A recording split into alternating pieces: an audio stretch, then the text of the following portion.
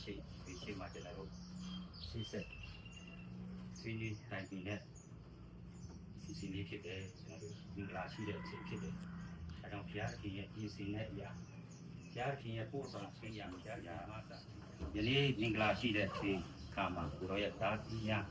တဝဲမှာရောက်ရှိလာတဲ့ဆရာဆိုဒီပီတိုရဲ့မိဘညာနဲ့အတူကိုရောရဲ့တာသမီးများအယမတော်ဘောဓာတို့မိဘဒီကိုမောင်မဆွေမျိုးသားချင်းများအလုံးတွားပြီးဒီအစီအစဉ်ကိုလှုပ်ဆောင်တဲ့အခါမှာဟောရဘုရားရှိတော်မှာကိုရောရဲ့တတိတော်ကိုရောရဲ့နာမတော်ကိုရောရဲ့ဘုံပုတ်ဘုံတက်ကိုသင်ရှားတော်အစီအစဉ်ဖြစ်စေပါရောဆိုရမယ့်အရာများတိုင်ပင်ခြင်းအရာဆွေးနွေးခြင်းအရာလုံးစုံတို့ကိုရောရှိကောင်းကြည့်ပေးတဲ့အစီအစဉ်ဖြစ်စေပါမည်ကြောင်းနာဇရက်မြို့သားသခင်ယေရှုနာမဖြင့်ဆုတောင်းချက်အနာပါမင်္ဂလာရှိတဲ့အနေဖြင့်မင်္ဂလာအပေါင်းနဲ့အားလုံးတစ်ဖက်တော်ဒီပါများပေါ်မှာဘုရားသခင်ရဲ့ကောင်းချီးခြင်းကတရားပါစေလို့ရှေးဥစွာတည်ကောင်းဒါကိုတော့ဆက်တော့ဝင်ဆိုရရှိပါတယ်ဆိုတော့ဒီနေ့ဘုရားရဲ့အတူတော်နဲ့အညီယုံကြည်သူတာသမီများဘုရားသခင်လူချင်းတဲ့ပုံစံအတိုင်းကျွန်တော်တို့နှုတ်ကပတ်တော်ဝိညာဉ်တော်နဲ့သွားလာမဲ့လုပ်ဆောင်ရမယ့်ကဏ္ဍကိုဘုရားသခင်မှာကြားထားတဲ့အတိုင်းလုပ်ဆောင်သွားတာတဲ့အတွက်ကြောင့်ဒီနေ့ကျွန်တော်တို့ဆရာမကြီးများဖြစ်တဲ့သမီးကိုဘုရားရဲ့မျက်မှောက်တော်ထဲမှာလုပ်ဆောင်ရတဲ့အရာဖြစ်တဲ့အတွက်ကြောင့်နှစ်ဖက်စလုံးကတော့ပြောကျွန်တော်တို့ဒီစီတာပြတာဖြစ်တဲ့အမှုတော်ဆောင်ပြီးဆရာမကြီးဖြစ်တဲ့အတွက်ကြောင့်ဒီနေ့နှုတ်ကပတ်တော်အတိုင်းကျွန်တော်တို့ဝိညာဉ်တော်နဲ့လုပ်ဆောင်လာတဲ့အရာကိုဆရာစောတိကနေကျွန်တော်တို့ဆရာကြီးဒီတဲ့ဆရာမများဆရာကြီးနဲ့ဆရာမရဲ့ဒီမီဖြစ်တဲ့ဆရာမဒီဘောရာကိုဝိညာဉ်တော်နှုတ်ဆော်တဲ့အတိုင်းဘုရားသခင်ရဲ့မှာကြားထားတဲ့အတိုင်းဒီနေ့စုံမဲ့ချင်းဒီတဲ့အရာပေါ်မှာဆရာတိပိကကျွန်တော်တို့ဆရာမဒီဘောရာရဲ့ပေါ်မှာထားရှိတဲ့မေတ္တာတရားအကြောင်းရင်းကိုကျွန်တော်ဒီမှာရေးထားတဲ့အတိုင်းကျွန်တော်အနည်းငယ်ပြပြပါတယ်ဆိုတော့စပလုံးနဲ့အတန်ထွက်ချင်းကတော့နည်းနည်းဝေးပြတာမျိုးရှိကောင်းရှိနေမယ်တို့တော့လည်းနားထောင်ဒီကံပြီးနားထောင်ကြပါလို့ကျွန်တော်ဆရာတေပစ်ဒီဆရာမဒီဘောရာအား9ရက်10လပိုင်း2015နေ့ရက်တွေဘဝလက်တွဲခေါ်ဖြစ်ချစ်မြတ်နိုးခွင့်ပန်ခဲ့ရာဆရာမဒီဘောရာမှခွင့်ပြုခဲ့အဖြစ်တူကိုတူလေလာရင်ချစ်မြတ်နိုးခဲ့ကြပါသည်ကျွန်တော်အတွက်တန်ဖူးထားချစ်မြတ်နိုးရသူတူဖြစ်တဲ့ဆိုတာကိုတနေ့ထက်တနေ့သိရှိနားလေစေခဲ့ပါတယ်ချစ်သူတက်တန်း3နှစ်ရောက်လာခဲ့သည့်အချိန်မှာကျွန်တော်ငယ်ငယ်တုန်းက6တန်း9တန်းအရွယ်အချိန်မှာပသိမ်မြို့တွင်မိသားစုနဲ့အတူရှိနေခြင်းဘုရားသခင်ရဲ့ပိဋကခြင်းနဲ့အတုံးပြုခြင်းကိုခံရတဲ့ဆရာတော်ဟာကျွန်တော်တို့မိသားစုကိုလာရောက်ဆုတောင်းပေးခဲ့ပါတယ်အဲ့ဒီအချိန်မှာဘုရားသခင်ရဲ့ပိဋကတကူနဲ့အာကြီးစွာနဲ့အတုံးပြုတဲ့တင်းအုပ်ဆရာကြီးကိုဖွင့်ပြခဲ့တယ်အဲ့ဒီတင်းအုပ်ဆရာကြီးဟာအတင်းတော်ကြီးတစ်ခုလုံးကိုဘုရားရဲ့ပိဋကချင်းတကူနဲ့ဦးဆောင်နေတယ်အဲ့ဒီတင်းအုပ်ဆရာကြီးဟာဝိညာဉ်စုကျေးဇူးကြီးမားတယ်သူ့ရဲ့သမီးနဲ့ထင်းများစုံမဲ့ချင်းခွင့်ရမယ်အဲ့ဒီအမျိုးသမီးဟာမင်းရဲ့နန်ယူရှင်အစ်စ်ဖြစ်တဲ့ဆိုပြီးဖွင့်ပြခဲ့ပါတယ်အဲ့ဒီဆရာကကျွန်တော်အတွက်3ကြိမ်တိဆုတောင်းပေးခဲ့တယ်3ကြိမ်စလုံးတပုံစံကျဲထပ်တူဖွင့်ပြခြင်းဆက်ခဲ့ရပါတယ်ပြီးတော့ဒီနေရာကမဟုတ်ဘူးတခါမှမမြင်ဘူးမကြည့်ဘူးတဲ့အ အဝေးတနေရာကအတင်းတော်ကြီးခုကိုဦးဆောင်နေတဲ့ဆရာကြီးရဲ့တမီးဆိုတာကိုဖွင့်ပြခဲ့ပါတယ်ဒီဖွင့်ပြချက်ဟာကျွန်တော်တို့ချစ်သူတက်တန်း3နှစ်အချိန်ခါမှကျွန်တော်ရဲ့ဖခင်မိခင်အားဖြင့်ပြန်လည်တတိပေးခဲ့ပါတယ်ကျွန်တော်ဖခင်နဲ့ကျွန်တော်တို့နှစ်ဦးဘုရားသခင်ရဲ့အလိုတော်ကိုဆောင်တဲ့ချစ်ချင်းမြတ်တာနဲ့ဤဆောက်နိုင်မဲ့အိမ်ထောင်တစ်ခုဖြစ်လာဖို့နောက်ဆုံးအချိန်အထိဆုတောင်းကောင်းကြီးပေးခဲ့ပါတယ်ကျွန်တော်ကိုယ်တိုင်နဲ့ဆီယာမဒီဘောရာရဲ့တာယာတဲ့ခရိယန်အိမ်ထောင်ဤဆောက်ခွင့်ရရှိဖို့ဆုတောင်းခဲ့ပါတယ်ယနေ့မှာတော့ချစ်သူတက်တန်း10နှစ်အထိဆီယာမဒီဘောရာနာကမခွာ MBEC အတင်းတော်၌အမှုတော်မြတ်၌ပါဝင်ပြီးအမှုတော်ဆောင်ခဲ့ရာယနေ့မှာဆီယာမဒီဘောရာရဲ့ကောင်းချင်းဆူချင်းနာကျင်ချင်းပျော်ရွှင်ချင်းအခြေအနေတိုင်းမှာလက်တာပေးစိတ်ရှိတိခံပေးချစ်ပေးပြီးဘဝရဲ့အမြင့်ဖြစ်စေတိုင်းမှာကျွန်တော်ဘဝဖို့လုံးကိုပေးပြီးဆီယာမဒီဘောရာရဲ့အရှက်ကနေဖြစ်စေအနောက်ကနေဖြစ်စေမရပ်တည်ဖို့အစဉ်တင့်ဖြစ်နေပြီးမို့ယနေ့ဖျားရှက်လူရှက်မှာနှစ်ဖက်မိဘညီကိုမောင်နှမဆွေမျိုးရှက်မှာဆီယာမဒီဘောရာအားဖျားသခင်ဤချစ်ချင်းမြတ်တာဖြင့်တာယာတဲ့ငြင်းချမ်းတဲ့ခရိယန်အိမ်ထောင်ကိုတိဆောက်လူပါတယ်ဒါဆရာစောတေဘီကနေဆရာမဒီဘောရာရဲ့ပုံမှာဘုရားသခင်ပေါ်ပြထားခဲ့တဲ့အရာတွေ့ရဲ့နော်တကယ်စိတ်နှလုံးသားထဲမှာကနေပေါ်ပေါက်ပြီးမှဘုရားသခင်နှုတ်ဆော်တဲ့အတိုင်းတစ္ဆာရှိစွာယနေ့ထိတိုင်အောင်တော့3နှစ်ကာလဆိုတဲ့တိုင်အောင်ဘုရားရဲ့ရှေ့မောက်တော်ထဲမှာထိန်ပြီးမှချစ်မြတ်နှုတ်ခဲ့တဲ့အကြောင်းအရင်းကိုရှစ်ခွန်းပန်းခဲ့တဲ့စာဆောင်တစ်ခုဖြစ်ပါတယ်လို့ဒီအရာကိုကျွန်တော်တို့ဆရာမဒီဘောရာကနေလက်ခံပေးစေလိုပါတယ်ဒါကဆရာစောတိပိရဲ့အတိတက်တဲ့ဖြစ်ပါတယ်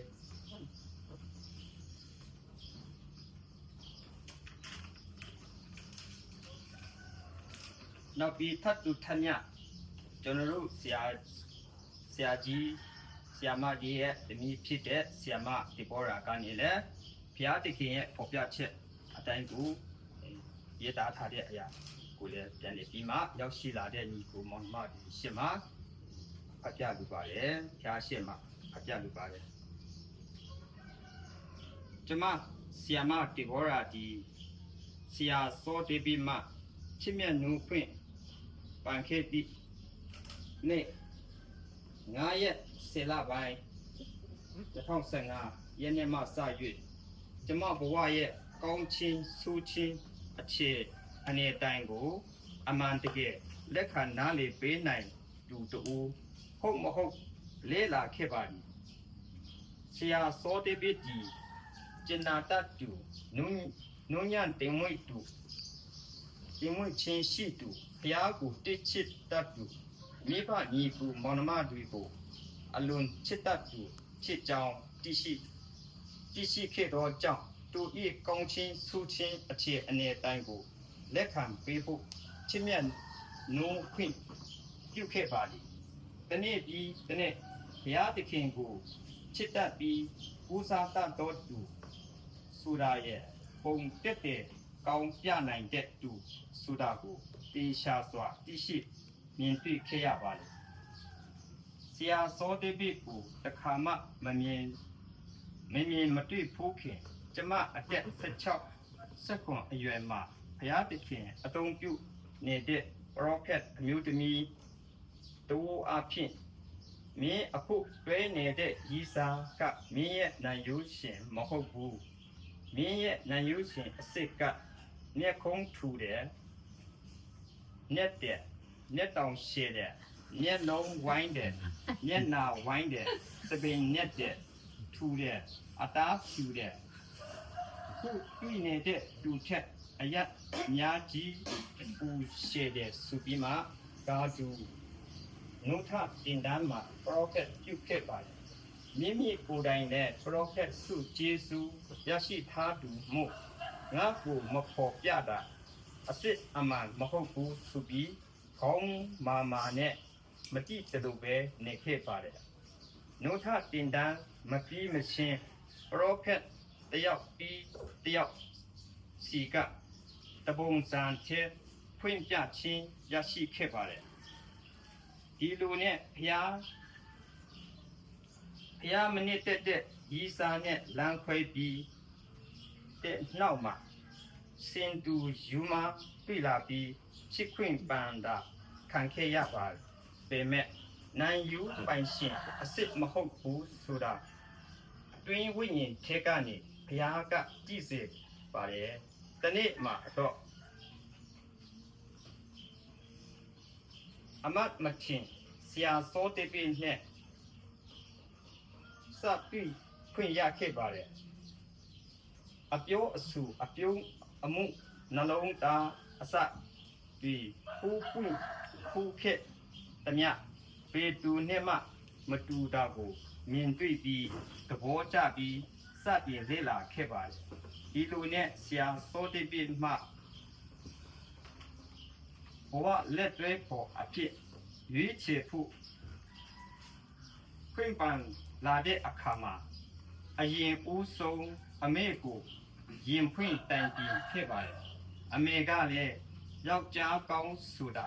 ဘယ်လိုမျိုးဖြစ်ကြောင်းလေးနည်းတွင်တင်ပေးခဲ့ပါတယ်တကယ်ပဲအမေရဲ့တွင်တင်လမ်းပြတဲ့အတိုင်းဘဝကိုကာကွယ်ပေးမဲ့သူအကောင်းအဆူနာကျင်မှုတွေတိုင်ကိုလက်ခံနားလည်ပြီးချစ်ပေးမဲ့ယောက်ျားကောင်းတူဆိုတာမြင်တွေ့ခဲ့ပါတယ်ဒါကြောင့်ဆရာစောတိပိကိုလက်ခံအပြည့်ပေးခဲ့ပါတယ်ယနေ့ဘုရားရှက်လူရှက်ညီကိုမောင်နှမမိဘအဆွေမျိုးများရှက်မှာယခုလူဆရာစောတိပိမှဆယ်နှစ်တန်တန်ဖိုးထားချစ်မြတ်နိုးခဲ့ဒီနှစ်အညီဘုရားရှက်မှာဘုရားသခင်ဤချစ်ချင်းမြတ်တာဖြင့်တရားငြင်းချမ်းတဲ့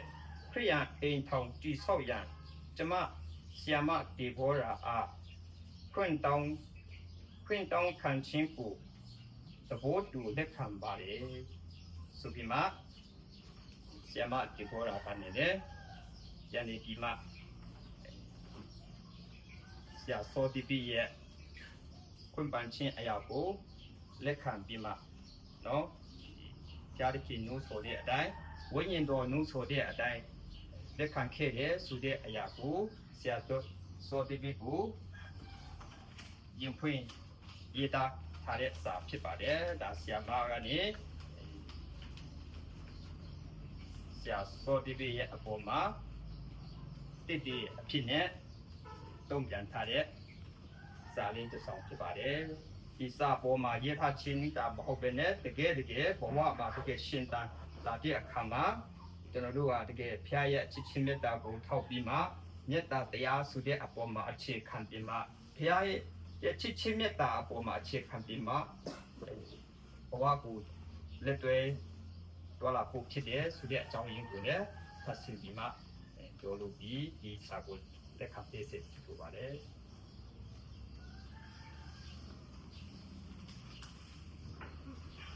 ဒီမှာကျွန်တော်ချက်ဒီတော့ဒီစုဒီမှာပြောချင်တဲ့အရာလေးတစ်ခုနော်ကျွန်တော်တို့မိဘကြီးမွေးဖွားပြီးမှကျေးဇူးဆောင်ချောက်ပြီးမှလူရည်တို့ဖြစ်လာတဲ့ဒီနောက်ပိုင်းမှာကိုယ်ဘဝကိုရပ်တည်လာတဲ့အချိန်မှာအဆူအကောင်ဆူတဲ့အရာကိုအလုံးကကြော်ဖြတ်ရတာဖြစ်တယ်ဆိုတော့ဒီနေ့မတူညီတဲ့အရာတစ်ခုကပါလဲဆိုတော့ဒီနေ့ကဆီယမဒေဘောရာနဲ့ဆ ရာစောတိပိကကျွန်တော်တို့ယုံကြည်သူတာမန်ယုံကြည်သူနဲ့မတူညီတဲ့အိတ်ထောင်တစ်ခုဖြစ်ပါတယ်ပေါ့နော်ဒီအရာပေါ်မှာကျွန်တော်တို့တာမန်ယုံကြည်သူဒီဆိုတာကပြောရင်လွယ်တယ်ဒါပေမဲ့တကယ်လက်တွေ့မှာတော့ခက်ခဲမှုတွေအများကြီးကြော်ခဲ့ရပါတယ်ဒါသူနည်းသူစွာပဲဒီနေ့အမှုတော်ဆောင်အချင်းချင်းဆိုတဲ့အခါမှာဖျားရဲ့ချစ်ချင်းမြတ်တာပေါ်မှာတိဆောက်တာဖြစ်တဲ့အတွက်ကြောင့်တူပေါ်တူတာရချစ်ချင်းမြတ်တာတရားကနော်တူနဲ့တူကအမြဲတစေထားရှိမှတာရင်အမှုတော်ဖျားရဲ့အမှုတော်ထဲမှာတာရဒီလှုပ်ဆောင်အောင်မြင်မှာဖြစ်တဲ့ဆိုတဲ့အရာတွေလည်းကျွန်တော်နော်ဒီညတော့ဒီပြန်ဒီမှာချစ်ဆွေးချင်းဖြစ်ပါလေလို့ချစ်ဆွေးချင်းဟိုဖြစ်ချင်ဟိုဖြစ်နိုင်တဲ့အတိုင်းအတာတွေကိုဟိုတွားဟိုလှုပ်ဆောင်နိုင်တဲ့တွားနိုင်တဲ့အတိုင်းအတာကိုပွင့်ပွင့်လင်းလင်းတိုင်ပြီးဖို့လေဖြစ်ပါလေလို့ ဘာတောင်းပေးဘူးလေဒါပေမဲ့ကိုယ့်ရဲ့ညီကိုပေါ်တော်တွေအတွက်ဆိုတော့ဒီမောင်ဆုံးဆရာဝန်တွေကအများအပြည့်ဒီများကလေးဆိုအရင်ခွဲစိတ်တာအရင်လက်ရေးကြတယ်ကိုယ်ကလေးဆိုခွဲမစိတ်ရတော့အဲ့လိုမျိုးတော့အရင်ဆုံးကျွန်တော်ပြောချင်တာကတော့ကျွန်တော်တို့ဆရာဆိုဒီဘေးဘက်ကနေကျွန်တော်တို့ဒီကိုနှစ်ယောက်ပဲလာနိုင်တဲ့အပေါ်မှာနားလည်ပြီးစီစဉ်ပါလေလို့เนาะကျွန်တော်တို့အဲ့ဒါခီးရလဲဝေးတယ်ကျွန်တော်ခေတ်ကာလအခြေအနေလက်ရှိတဲ့အတွက်လိုက်ချင်ပါတယ်ကျွန်တော်ပြည့်စုံတရားဆိုလဲအရင်လိုက်ချင်တယ်ဟာမင်္ဂလာကိစ္စကွာငါတို့မခေါ်ဘူးလားဆရာရဲ့အရင်ခေါ်ချင်ပါတယ်ဗျာနားလည်ပြီးပါဗျာကျွန်တော်တောင်းမှခဲ့တာဖြစ်ပါတယ်နော်ဆိုတော့ပပလည်းစုပ်ပါသွားပြီဆိုတော့ဒီမှာရှိတဲ့လူတွေအားလုံးလည်းသိထားပြီးဖြစ်တဲ့အတွက်ဆရာဆိုဒီဘေးနဲ့ပတ်သက်ပြီးတော့မှလူသမီးတောင်းရမ်းမဲ့အိစပ်ပါနော်အခုကြီးဖြစ်တဲ့ကျွန်တော်ဆော်ဖီတော်ကနေလာပြီးတော့မှလူဆောင်ပေးရခြင်းဖြစ်တယ်ဆိုတော့ရှင်းဆိုတဲ့ပြောတယ်ပါတယ်မရှိရဲ့ဆရာကြီးဆရာမကြီးနဲ့အတူနော်ဒါကြောင့်ပြီးတော့မှမေတ္တာပြပြီးတော့မှပေါင်းပြီးကြတဲ့ဓမ္မပိတ်ဆိုကြီးကိုမှဓမ္မအားလုံးကိုအထူးပဲကျေးဇူးတင်ပါတယ်လို့လည်းရှိဆိုတာလည်းပြောချင်ပါတယ်ဆရာဒေးဗစ်ကတော့ကျွန်တော်တို့ထွေထူးမိတ်ဆက်ပေးလို့ဖို့မလိုတော့ဘူးလို့ကျွန်တော်မြင်ပါတယ်နော်ဆိုတော့ခုနဆမဒီဘောရာအကဲခတ်တာလို့ပြောရနော်သူတက်တာလည်းမတကယ်ပဲငငယ်လေးကသူကနင်းရတိမ်ငွေချင်းနဲ့တို့ညီကိုတွေထဲမှာသူက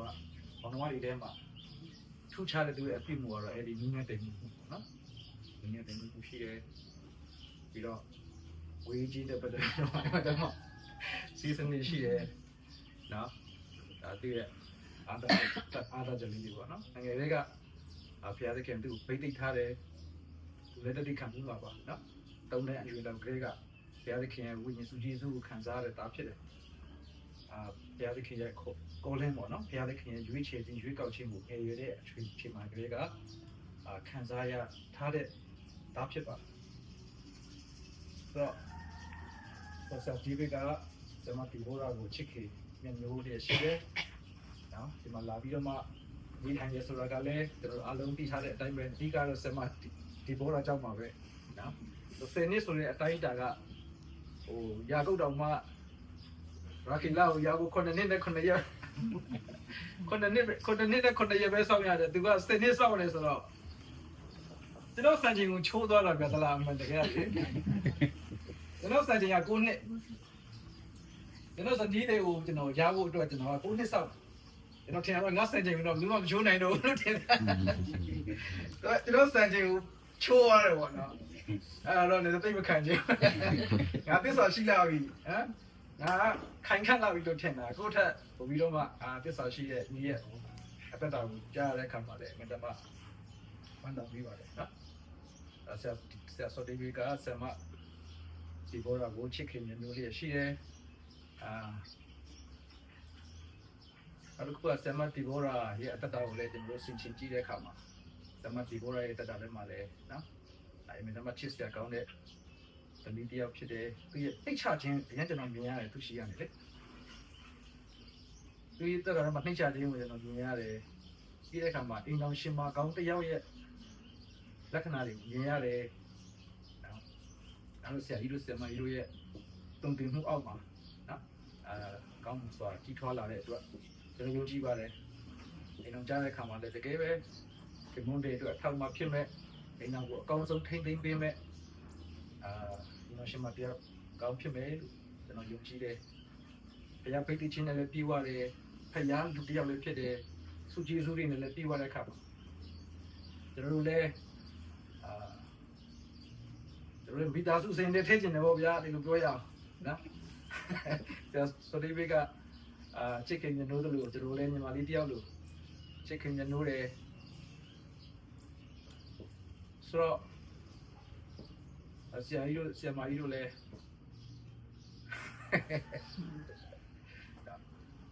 ခုနကပြောသလိုပေါ့နော်သူတို့စနစ်ဆိုတဲ့အတိုင်းအတာမှာအများကြီးအကဲခတ်ပြီးပြီလို့ကျွန်တော်ယုံကြည်ပါတယ် relationship တစ်ခုကနှစ်နှစ်ထက်မပိုသင့်ဘူးလို့ကျွန်တော်တို့နားလည်ထားတယ်အမှန်တကယ်တော့လေသမီးရှိစားတက်တန်းတစ်ခုဟာတဲ့နှစ်နှစ်ထက်မပိုသင့်ဘူးတဲ့နှစ်နှစ်ထက်ပိုရင်ပြတ်ဆဲနိုင်တယ်တဲ့ဘာဖြစ်လဲဆိုတော့နှစ်နှစ်ထက်ပိုသွားရင်တယောက်အကြောင်းတယောက်သိလာသူ့ရဲ့အားနည်းချက်တွေသိလာတယ်သူ့ရဲ့အားသာချက်တွေသိလာတဲ့အခါမှာအဆင်မပြေတော့အဲ့ဒီခါမှာပြတ်ဆဲကြပါများအခုကနှစ်နှစ်မကဘူး10နှစ်ထိမပြတ်ဆဲဘူးဆိုတော့ဒီထဲမှာသူတို့အများကြီးတယောက်နဲ့တယောက်နားလည်ထားပြီးတယောက်ရဲ့ personality တယောက်ရဲ့ကိုယ်ရည်ကိုယ်သွေးသူတို့အများကြီးအကဲခတ်ထားပြီးလက်ခံနိုင်လောက်တဲ့အခြေအနေသူတို့မှရှိနေပြီလို့ကျွန်တော်လည်းနားလည်တယ်တခါလေကျွန်တော်တို့အိမ်တောင်ပြုတဲ့အခါမှာတွေ့ချင်းရတော့ကျွန်တော်တို့ကကိုယ်ရည်ကိုယ်သွေးကြောင့်ချစ်ကြတာမဟုတ်ဘူးဗျတွေ့ချင်းမှာအများအပြည့်ကျွန်တော်တို့ချစ်ကြတာကရုပ်ရည်ကြောင့်ချစ်ကြတာရုပ်ရည်ကြောင့်ချစ်ကြပြီးတော့မှတကယ်တမ်းကျွန်တော်တို့ကrelationship တခုကိုစပြီးဆိုရင်ကိုကြီးသူ့ရဲ့ကိုကြီးကိုသွေးတွေသူ့ရဲ့အမှုအကျင့်တွေကျွန်တော်တို့မြင်လာတဲ့အခါအဲ့ဒီအခါမခံကြတာများဒါကြောင့်မလို့မပြတ်ဆဲသွားစေခြင်းလို့နှစ်နှစ်အတွင်းမှာမြန်ချူကြဆိုတာပြောချတာတဘောကဒါပေမဲ့ तू ကတော့ကျေးဇူးတော်ကြောင့်10နှစ်အတိနော်တနေ့တယောက်မမုန်းနိုင်ဘူးပေါ့ဗျာလို့ပြောရအောင်နော်တနေ့တယောက်မမုန်းနိုင်ဘူးဆိုတော့နောက်တစ်ခုကျွန်တော်တို့ရဲ့စာတွေကိုဖတ်တဲ့အခါမှာလည်းအရင်ကကျွန်တော်ခွန်အားရတာကဘုရားသခင်ရဲ့ prophet ပြုချက်တွေနဲ့တွေ့ရတယ်လို့နော်ကြားတဲ့အခါငါတို့အိမ်တောင်ထက်မင်္ဂလာရှိပါလားနော်ဘုရားရဲ့လမ်းပြမှုတွေတို့မှရှိနေပါလားဆိုတဲ့အရာကြားတဲ့အခါမှာလည်းရန်လည်းကုန်တယ်ရန်လည်းဝမ်းသာပါဘုရားနဲ့တွားမဲ့အိမ်တောင်လောက်စိတ်ချရပျော်စရာကောင်းတဲ့အိမ်တော်မရှိပါဘူးအဲ့တော့ဆရာကြီးတို့ဆရာမကြီးတို့လည်းကျွန်တော်ညီဆရာဒေးဗစ်ကိုမိသားစုဝင်ဖြစ်တယ်လက်ခံပေးဖို့နဲ့ဆရာမတီဘောရာကိုလည်းကျွန်တော်တို့ရဲ့မိသားစုဝင်ဖြစ်လက်ခံပေးဖို့ကျွန်တော်ကနေအင်အောင်မစီတရားအနေနဲ့ဒီကြမ်းများလေးကိုပြောချင်ပါတယ်လို့နော်ဆရာစီတန်ပြကောင်းပြီပါစေ နောက်တော့ကျွန်တော်တို့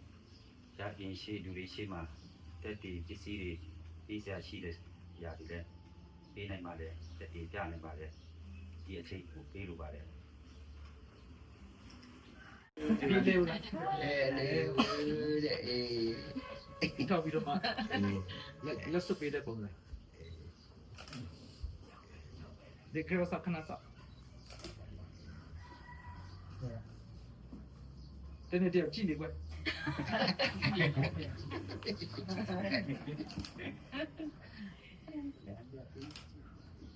Rồi đó. anh nhau đi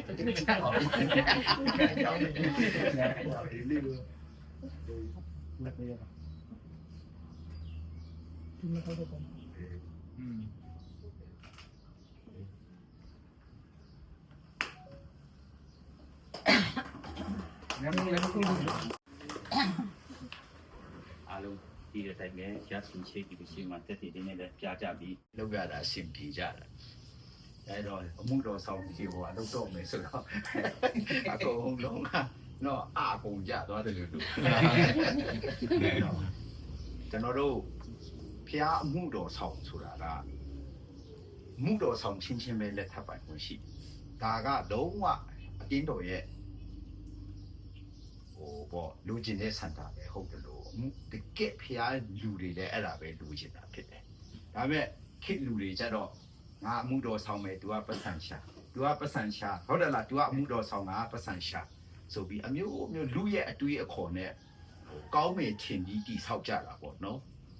ကောင်းမယ်ထင်ပြီးတော့မှပုံဆွဲကြတာပေါ့ပုံစံလေးတွေကိုလုပ်ကြအဲ့ဒါပြအမြင်ဒါမာတက်အဲ့ဒါလို့ဖြစ်ခဲ့တယ်ဆိုလို့ရှိရင်တော့မှဇနီးတဲ့ဖြစ်အမျိုးသားဖြစ်မွမ်းမံတင်တန်းကြီးပြန်တက်ပြီးတော့မှမလုပ်ရဘူးလေဆိုတော့အမှုတော်ဆောင်ကိုအကောင်းဆုံးတော့ဒီအားဖြစ်နိုင်အောင်အများကြီးပြန်လိုက်ရတာဖြစ်မလိုက်လို့မရဘူး။ဘာဖြစ်လို့လဲဆိုလို့ရှိရင်တယောက်ကိုခွင့်လွှတ်ပေးနိုင်ပေမဲ့တယောက်ကကိုယ့်အပေါ်မှာပြန်ခွင့်လွှတ်နိုင်စုံစမ်းချင်းဆိုတာကဘယ်သူ့ပုံမှမရွေးချယ်အကုန်လုံးကိုစော်မှာပဲဖြစ်ဒါကြောင့်အမှုတော်ဆောင်တူနဲ့တူစန်းစာတိတဲ့တူတွေမှာယုံကြည်သူအချင်းချင်းအိမ်ထောင်ကြနေလေကောင်းပြီဆိုတာလေအဲ့ဒါဟိုနှုတ်ကပတ်တော်နားမနေတဲ့လူတော့ယူမိလိုက်ဘာတော့ယူလာတယ်ဇာတိကိုတော့ယူဇာတိကိုတော့ကြိုက်သူကဘလူပဲချမ်းသာဒီယုံကြည်သူကြက်တော့ဒီကောင်းညာသူပြင်းဒီအောင်ငါပူဒီကောင်းကြက်တော့ဘာဖြစ်တယ်ညာဖြစ်တယ်သူစကားတအားများတဲ့သူတဲ့အိမ်ထောင်ကြရင်ငါဘလူကဒီဖင်းယောဂါရတော့မလို့လို့တော့ပေါ့ဟုတ်တယ်လားနော်ဒီလိုမျိုးတွေတောင်တွေးမြောက်တွေးအမျိုးမျိုးပေါ့နော်အဲ့လိုမျိုးမဟုတ်အားလုံးကအားနေချင်းအရာတွေကိုဖျားကိုပဲတိုင်ပြီးတော့မှ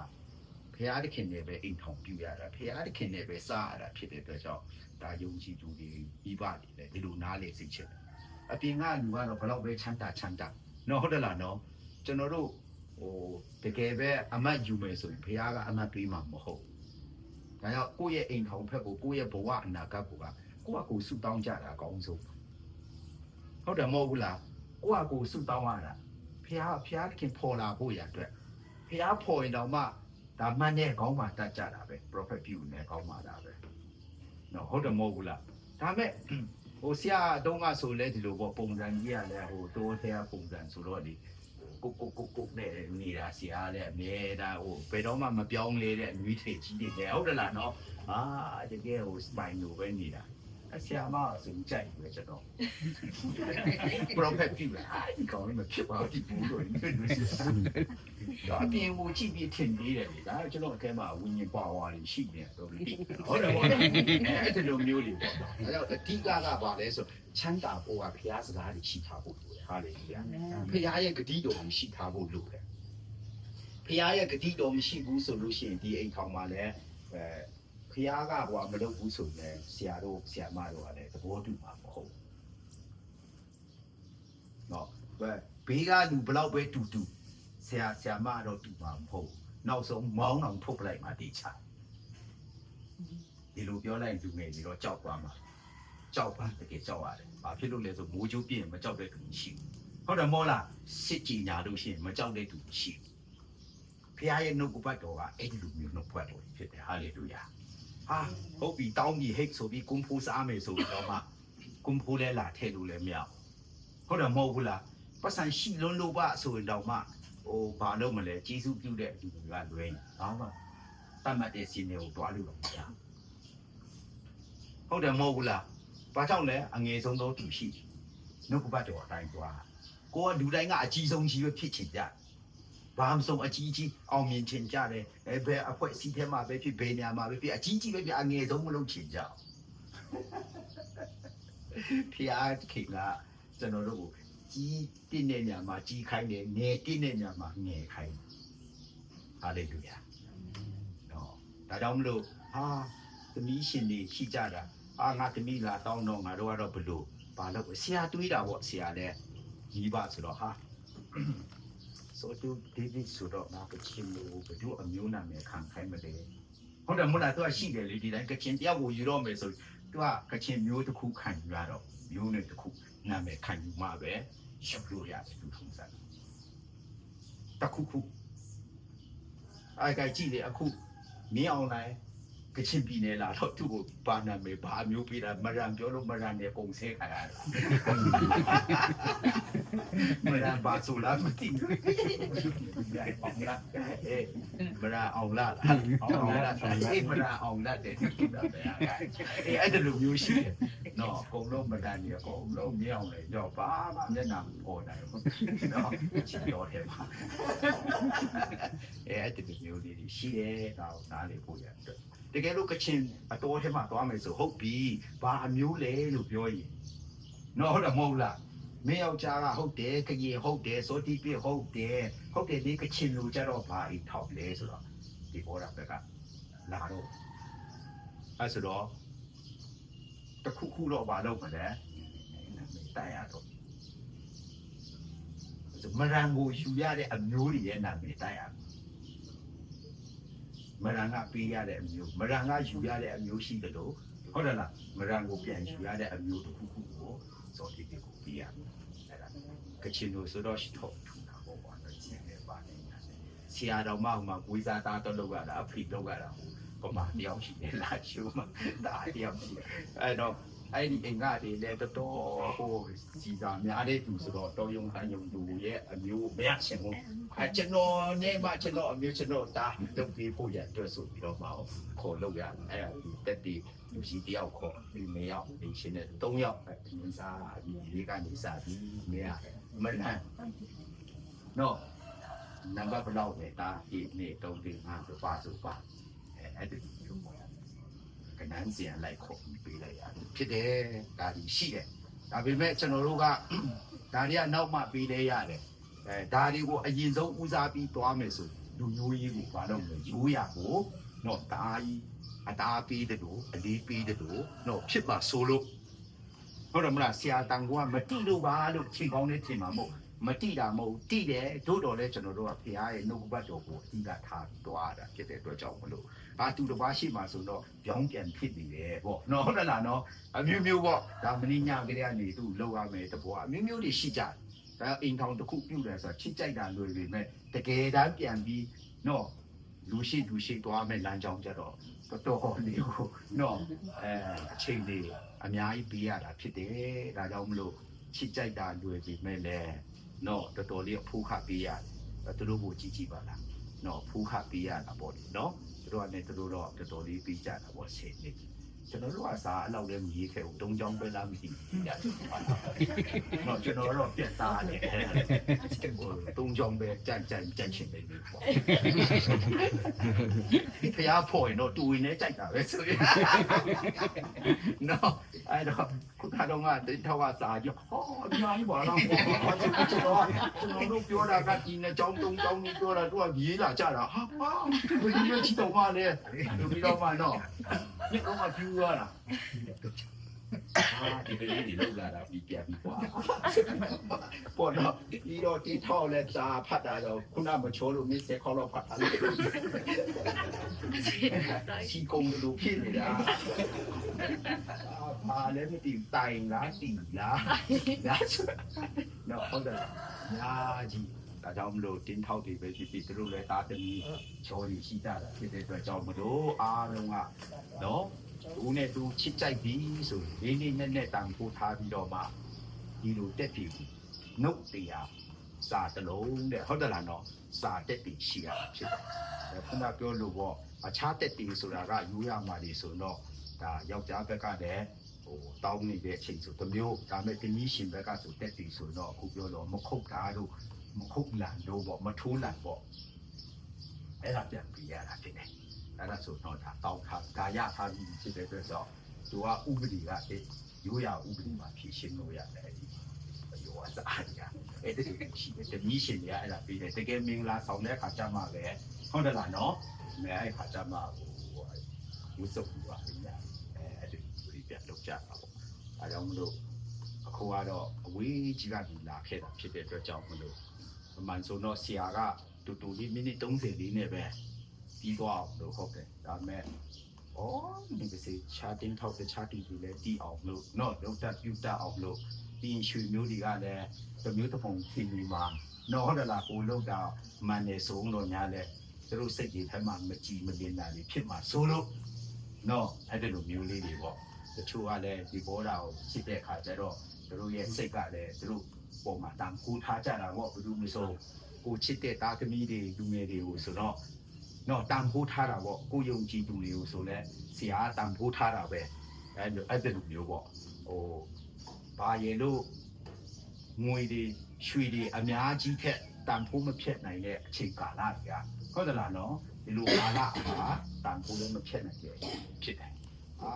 လူငယ်တွေကလည်းဟာငါ့ကိုတော့ဒီလောက်တောင်းမှဟိုလိုတောင်းမှတယ်အဲ့လိုတွေတောင်းပြီးနောက်ဆုံးအိမ်ထောင်ရေးမှမပြေနေတာတွေကကျွန်တော်တို့မျက်စိရှိမှာတယ်လီဖုန်းကြီးပဲเนาะဟုတ်တယ်လားเนาะအလားအပတယ်တယ်လီဖုန်းကြီးတိတ်နဲ့တောင်းနေကြတဲ့ဟာဒီတယ်လီဖုန်းကြီးပဲဖြစ်တယ်ဒါကြောင့်မလို့ဖျားရှိမှာ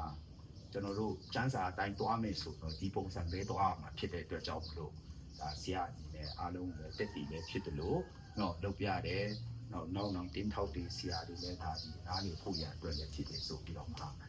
အဝေးကလာတဲ့တင်းထောက်ပြီးတချို့တွေကလည်းဆရာတွေကလည်းသူတို့မကြုံဘူးလေဟိုဘယ်လိုပြောမလဲဆိုသူတို့ပုံစံတွားမယ်ဆိုတဲ့ဟာကကြုံတယ်များကောက်ပြီးတော့မှသူတို့ချစ်ကြိုက်ပါလေဆိုပြီးတော့မှချက်ချင်းမင်္ဂလာဆောင်တာမျိုးတို့ဟုတ်တယ်မဟုတ်လားလုပ်ပေးလိုက်တာမျိုးတို့ဆိုရင်အားနည်းချက်ရှိတာဒါပေမဲ့စုံစမ်းချင်းဆိုတာကအမြဲတမ်းလာအတင်းတော်တရက်လုံးအတွက်လဲလာတယ်တူးစီတိုင်းအတွက်လဲလာတယ်ဒါကြောင့်မလို့ဒါတွေကအားတတိထားရတဲ့အရာတွေဖြစ်တယ်တချို့ကိစ္စတွေဆိုလို့ရှိရင်ဖြည်းဖြည်းချင်းနဲ့မှပဲအလုံးလုံးလို့ရတယ်ငါဆောက်ကိစ္စတွေချင်းလို့မရအောင်အဲ့ဒီအဖို့အထစ်တွေကိုဘာလုပ်လဲဖြည့်ရှင်းဖို့ရအတွက်အချိန်ကြီးပေးရတာဖြစ်တယ်အဖို့အထစ်တွေရှင်းပြီဆိုမှဘာလုပ်မလဲဒီဆောက်ခွင့်အဲ့ဒီခါမှာတောင်းနေမှာအရှိပြီလာတာဖြစ်တယ်ဒါကြောင့်မလို့ရွှေငွေတွေထက်တန်ဖိုးမဖြစ်နိုင်တဲ့အချိန်ကာလလို့လည်းပြောလို့ရတယ်။ရာကုတ်တို့တောင်းတယ်လို့ပေါ့နော်ဘာမှမပေးနိုင်တဲ့အချိန်ပေးရတာလေ။နော်ဟုတ်တယ်မဟုတ်လားအချိန်မပေးရဘူးလား။ပေးရတာပဲ။ဒါတွေကလည်းအခုပြောတယ်လို့ပေါ့ဟိုတယောက်အတုငါလိုက်လို့မယ်ဒီတယောက်အတုငါလိုက်လို့မယ်ဆိုအတုလို့ဖို့ပြောတာမဟုတ်။ဒါကသူ့ဟာနဲ့သူပဲဖြစ်လာတဲ့အရာတွေကြီးပဲဖြစ်တယ်။ဟာလေလုယာ။ဒါကြောင့်စုတောင်းရင်ကိုယ့်ရဲ့ဘဝအကျင့်ဖို့အတွက်ကဖခင်ကပြင်ဆင်ပြီးတာပဲဖြစ်တယ်ဟာလေလုယာရှောက်ရှာစရာလည်းမလိုသူဟာတဲ့သူအကောင်းဆုံးဖခင်ကထိုက်တန်တဲ့အတိုင်းလက်မဆိုလက်မလက်ညှိုးဆိုလက်ညှိုးလက်တန်းဆိုလက်တန်းသူအင်္ဂါထဲမှာတင့်တော်တဲ့ပုံစံအတိုင်းပဲတွားမှာပဲဖြစ်တယ်ဘလောက်ပဲ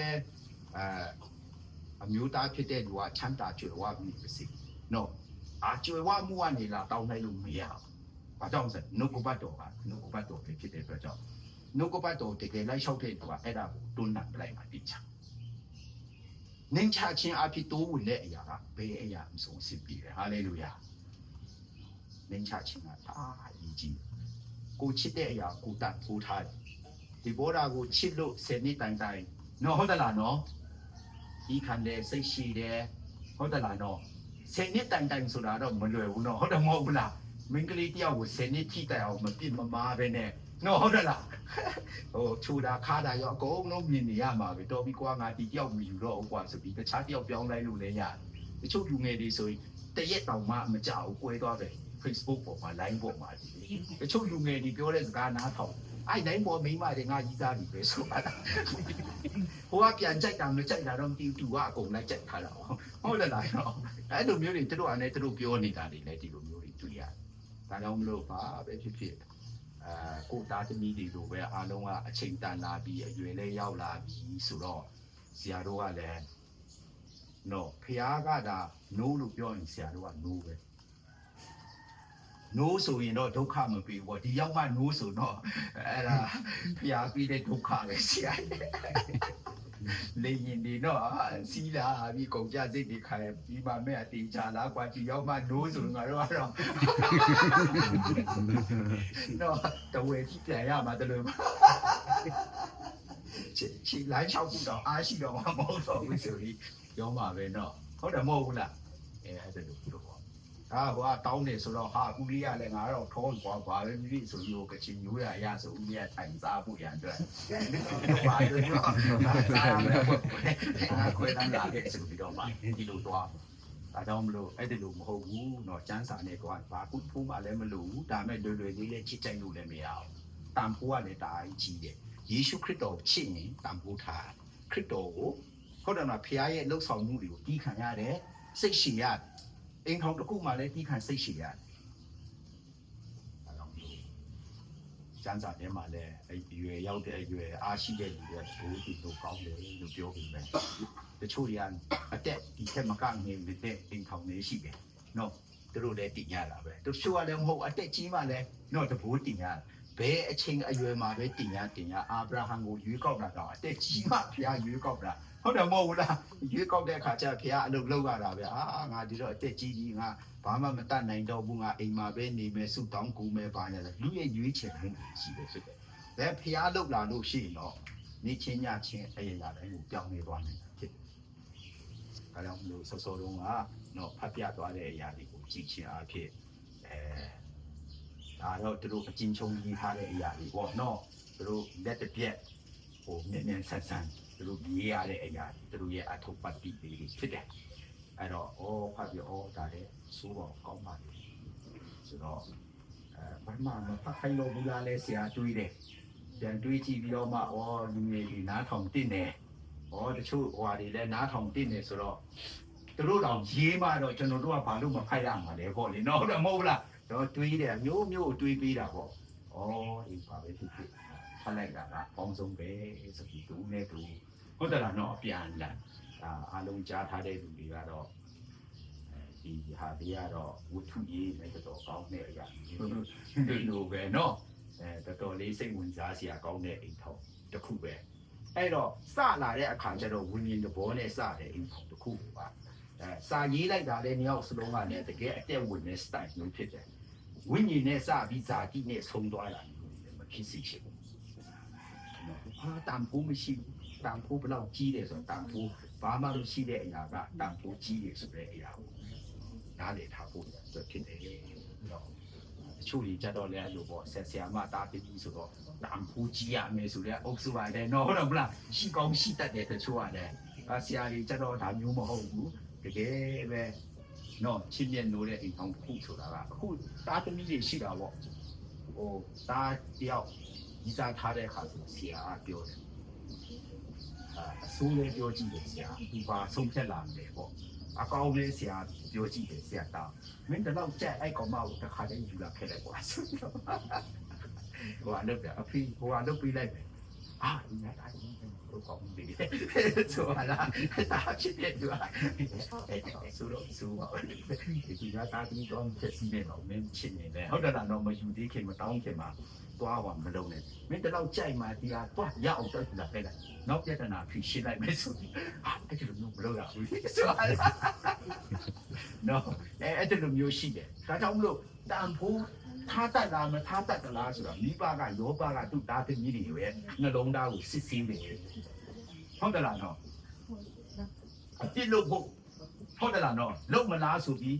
လုံကြည့်တဲ့အခါသူ့ရဲ့နှလုံးသားဆိုရွေးချယ်ဆုံးဖြတ်မှုကိုဘာလို့မလဲသူတို့ကထိမ့်သိမ့်လာအောင်ဆိုပြီးတော့မှစစ်ဆေးရဒါကြောင့်မလို့ကျွန်တော်တို့က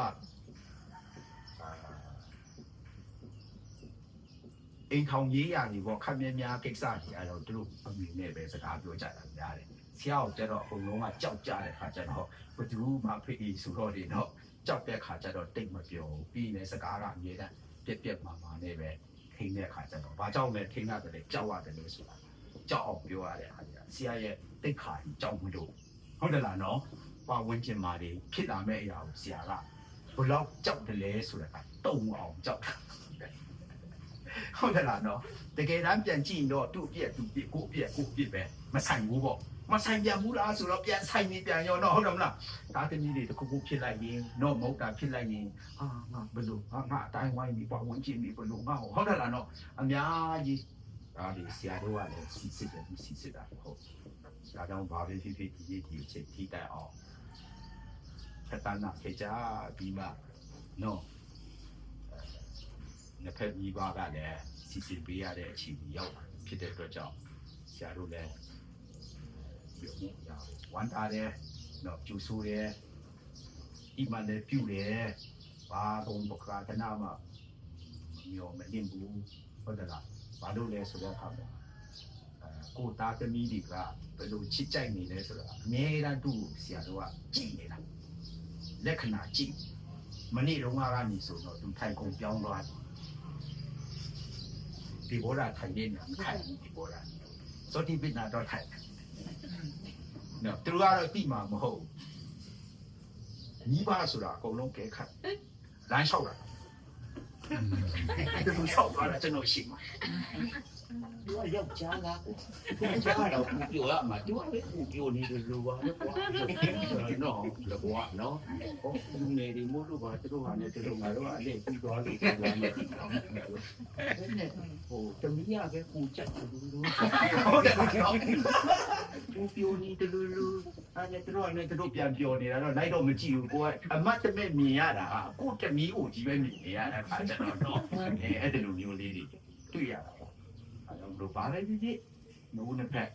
ဒီကာလတစ်ခုကိုတွားတယ်စနစ်တာကာလဆိုတာမတွေ့ဘူးပေါ့နော်ဒါသူတို့အကူကြီးကတော့ကိုနေတဲ့မိမတယောက်ကိုတောင်းပြီးဖို့ရအတွက်ချစ်ကြိုက်ကြတယ်စောင့်ကြည့်ရကိုနေကြတယ်အဲ့တော့ဒီဘဝမှာတော့ဆရာစောဟီတော့တက်ပြီးပြောသွားတယ်ပေါ့ငါတော့တစ္ဆာရှိတယ်ဒီပေါ့လေငါတော့ဒီလောက်စောင့်နေပေါင်းမှမရှိနိုင်တော့ဘူးပေါ့လေဒီကတော့အခုတူညာချူတော့ရရှင်းပြီးတော့မှတော့ငါထက်တာတော့ပေါ့လေနော်အဲ့ဒီလိုမျိုးပေါ့ဒါတန်ဖိုးထားတဲ့သူတွေဆိုတာကအဲ့ဒီလိုမျိုးဟုတ်တယ်ဒါဒီမှာတချို့မိန်းကလေးတွေနော်ဟိုအပြူကြီးပုတ်တဲ့လေးတွေကနော်ဟုတ်တယ်မဟုတ်ဘူးလားအဲ့ဒါမင်းတို့ဟိုဘယ်လိုမျိုးတန်ဖိုးထားတယ်လဲဇာတ်တူတွေကရောနော်အဲ့ဒီလိုမျိုးလေးတွေပညာယူပြီးတော့မှနော်တတိထားဖို့ညာအတွက်လည်းဆရာပြောချင်တာဖြစ်တယ်ဒါတော့အားဖြစ်တယ်ဝန်ကြီးဖက်တဲ့ကွာဒီမှာဒီပါဟိုမှာလည်းကတိမတော်တော်ပေါ့ဟိုဒီထောက်ပါပါဟုတ်တယ်လားတော့ဘလို့ပဲဖြစ်ဖြစ်ဒီမှာမြင်ပြီးပြီဆိုသူတို့ပြောတော့မှာပဲတိချတယ်ဟုတ်တယ်မဟုတ်လားပြောမှမပြောဘဲနဲ့မပြောဒါကြောင့် line ပေါ်မှာလည်းတွေ့ရမှာပဲဘယ်နေရာမှာမဆိုဒါကောင်းတဲ့အရာဖြစ်တဲ့ရှက်စရာကရှက်စရာမဟုတ်ဟာဆိုတာဒီခေတ်လူငယ်တွေကတော့လုံးဝကြီးကြီးမားမားပြင်စားမှာတော့တိချဒီခေတ်ဆိုတာဒါကြောင့်လို့ဆရာတို့ဘက်ကလည်းဘာမှပြောစရာထူးထူးထွေထွေမရှိပါဘူး။ကျန်းစာအတိုင်းပုံသက်တည်လူပြပြီးတော့မှယုံကြည်သူတွေလည်းကြားနာရတဲ့လှုပ်ဆောင်သွားတဲ့အရာတွေပုံမှာရှင်းချင်းပြီးတော့မှကိုသားသမီးကိုနေဆက်ဆိုင်တဲ့အရာနောက်တင်းတော်တိုင်းကိုလည်းဒီလိုပဲအမှုတော်ဆောင်ပြီးယုံကြည်သူတွေကဒီလိုပဲသွားမယ်ဆိုတဲ့အကြောင်းကိုဆရာအနေနဲ့ပြောချင်တာဖြစ်တယ်။နော်ဘာလို့လဲဆိုတဲ့အခါမှာဒီလိုတောင်းတာမျိုးလို့ရောင်းစားတလူလူဘာလူလူညာလူလူဆိုတာကနောက်မကောင်းဘူးအိမ်ထောင်တဲ့မှာချီငါပြီးတော့မှလောက်ရတာမျိုးလို့ဝန်ထုတ်ဝန်ပိုးအဲ့လိုမျိုးလောက်ထားရတာမျိုးလို့ဆိုဖျားပြီးတဲ့ဉာဏ်ပညာမဟုတ်ဖျားကကိုယ့်ကိုတတောင်းပြီးတဲ့အခါမှာတတောင်းတဲ့ကြော်တဲ့လူတွေခေါ်ပြီးတယ်ဒီနောက်ဆုံးမှာအဲ့ဒီတတောင်းနဲ့ကုန်တယ်အကျွေးလဲတင်တယ်ဖြားလဲဖြားမယ်လားပြင်ဘယ်သူမှလာမကြည့်10ရောက်နိုင်10ရောက်ဦးပဲခေါ်ပါဟုတ်တယ်မဟုတ်လားအယောက်20နိုင်20ပဲကျွေးပါတကဘာလုံးကိုကျွေးချင်တယ်လားဟုတ်တယ်လားနော်အဲ့လိုအလူဒီကုန်သွားတာတနာဒီပြန်ရမယ့်အရာမျိုးမဟုတ်ဘူးပြန်ချင်းပြန်နောက်ဆုံးမှာဟာငါတမီးကိုဟိုဘလူတစ္ဆာရှိတာငါသားကဘလူတစ္ဆာရှိတာဆိုတဲ့ဟာမျိုးတွေကိုဘာလို့မလဲဒါမျိုးတွေကိုတွန်းအားပေးပါဒါမျိုးတွေကိုတက်ပြီးထူပါလို့နော်ပို့လို့ပြောချင်ဒါမှတာလင်တာလဲအရာရာတစ်ခုခုကိုစိတ်ညက်ညက်တစ္ဆာရှိနဲ့ဤကြီးနဲ့ဆိုတာကလူတိုင်းကဘာလို့မလဲဟုတ်တယ်မဟုတ်ဘူးလားလေးစားအဲ့တော့ပေါ့ပြက်ဟိုဂျန်တဲ့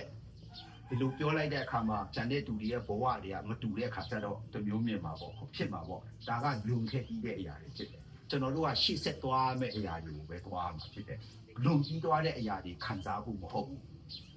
အတစ်ပြန်ပြီးခံယူရမယ့်အရာတွေပဲဖြစ်တယ်ဟာလေလုယာနော်အတစ်ကိုခံယူရမယ်ဟာငါအိမ်ထောင်အဲ့လိုမဖြစ်ခဲ့တော့ငါအခုမှအတစ်ပြန်စမယ်ဆိုတော့လုပ်လို့မရဘူးဟုတ်တယ်လားနော်ဒီလူငယ်တွေကိုကြည့်ပြီးတော့မှဆိုပြီးတော့မှလုပ်လို့မရဘူးအဲ့တော့အတစ်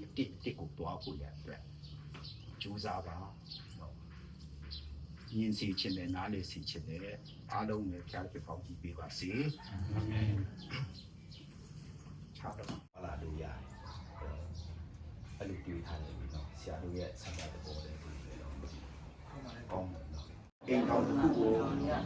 ဒီလိုဖို့ရအတွက်ဆန္ဒပြုကြတဲ့အခါမှာသူတို့နှစ်ဦးလည်းသဘောထားချင်းစီအားလုံး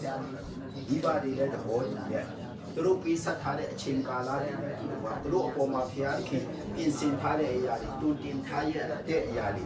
လမ်းပြတုံတင်တဲ့အရာတွေဒီနေ့ဒီအချိန်ပြည့်စုံမှာဖြစ်တော့ကြောင့်ဆက်လက်ပြီးတော့ပြည့်စုံဖို့ရန်အတွက်လည်းအချိန်ကာလတစ်ခုကိုဖျားခင်ကောင်းကြည့်ပြီးပါ